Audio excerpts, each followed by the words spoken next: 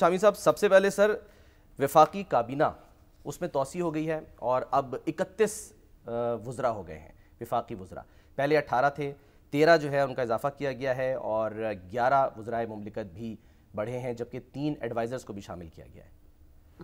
اس میں ہمارے مصطفیٰ کمال آ گئے. جی ہاں، مصطفیٰ کمال صاحب آ گئے. یہ بھی ایک اچھا اضافہ ہے. اور پرویز خٹک صاحب جناب مشیر ہو گئے ایڈوائزر. ماشاءاللہ. نہیں جماعت نہ کہیں جہاں میں اما ملی، جو اما ملی تو کہاں ملی، میرے جرم خانہ خراب کو تیرے عفو بندہ نواز میں. کہاں چلے پی ٹی آئی سے، پھر اپنی پارٹی بنائی. P T I parliamentarian. Khan صاحب کا ناک میں دم کیے رکھا. جب وزیر اعلیٰ تھے تو بڑے کڑکے دڑکے کے وزیر اعلیٰ تھے.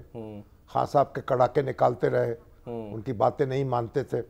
وفاق پہ چڑھائی کی بھی کوشش اس کا نتیجہ یہ نکلا کہ پھر انہوں نے ان کی جگہ محمود خان کو بٹھا دیا اور ان کو بنا دیا وزیر دفاع. اب وزیر دفاع جو ہوتا ہے وہ ایک درشنی پہلوان ہوتا ہے. اس کا کچھ بیچارے کے پاس ہوتا نہیں ہے. لیکن ہمارا وہ ہمارے تالپور تھے نا، احمد علی تالپور تھے میرا خیال. اچھا. اور وزیر دفاع تھے اپنا جنرل ضیاء الحق. اچھا. اور جنرل ضیاء الحق جو تھے چیف آف آرمی اسٹاف بھی تھے، صدر پاکستان بھی تھے، اور ان کی مونچھیں بڑی بڑی تھیں. اچھا. رسول البخش تالپور صاحب کے بھائی تھے، پیپلز پارٹی کے جیلے رہے تھے ایک زمانے.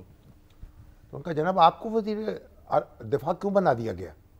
کہنے لگے میری مونچھیں دیکھ کر. تو ان کی تو مونچھیں بھی نہیں ہیں. تو بہرحال ان کو مشیر بنایا گیا. جی ہاں. خان صاحب نے ان کو وزیر دفاع بنایا تھا، یعنی اصل میں اپنے دفاع کر دیا تھا. دفاع دور. تو بہرحال اب دوسرا یہ ہوا کہ ہمارے وہ ایک خاتون اور آ گئی ہیں. جی ہاں، شذرا منصب. ہاں جی، رائے منصب علی خان کی بیٹی. ٹھیک. اور ماشاءاللہ رائے ان کے والد جو تھے مسلم لیگ کے بڑے درینہ کارکن تھے، اور یاسین وٹو صاحب کے ساتھ بڑی سنگت تھی ان کی. اور اس کے بعد ان کی بیٹی ہیں. اور اب یہ ہے اور بھی کئی. جی سر، میں ذرا نام لے لوں. حنیف عباسی ہمارے وہ بھی آ گئے، جو عباسی آ گئے. جی ہاں، حنیف عباسی صاحب منسٹر ہو گئے. جی ہاں، حنیف عباسی صاحب ہو گئے. معین وٹو، مصطفیٰ معین کمال کا وٹو جو ہیں، ہاں جی. اب دیکھیے وہ قومی اسمبلی میاں محمد یاسین خان وٹو کے بھائی ہیں، اور مگر 4 مرتبہ قومی اسمبلی کے رکن منتخب ہو چکے ہیں. اور اس کے بعد یہ ہے کہ منظور وٹو جو ہیں ان کے مقابلے میں الیکشن لڑتے ہیں اور ان کو ہرا چکے ہیں کئی بار، لیکن وزارت کی ہوا نہیں لگی تھی ان کو. وہ لگ گئی. اور بڑا ایک ان کے دل پہ بھی بوجھ تھا. اور ان جو مسلم لیگ کے پرانے کارکن ہیں وہ بھی سمجھتے تھے کہ معین وٹو جو ہیں وہ تو مطلب ہے کہ ان کو وزیر بننا چاہیے. اتنی پرانی کمٹمنٹ، اتنا اثر و رسوخ، اپنے حلقہ ان کے قابو میں.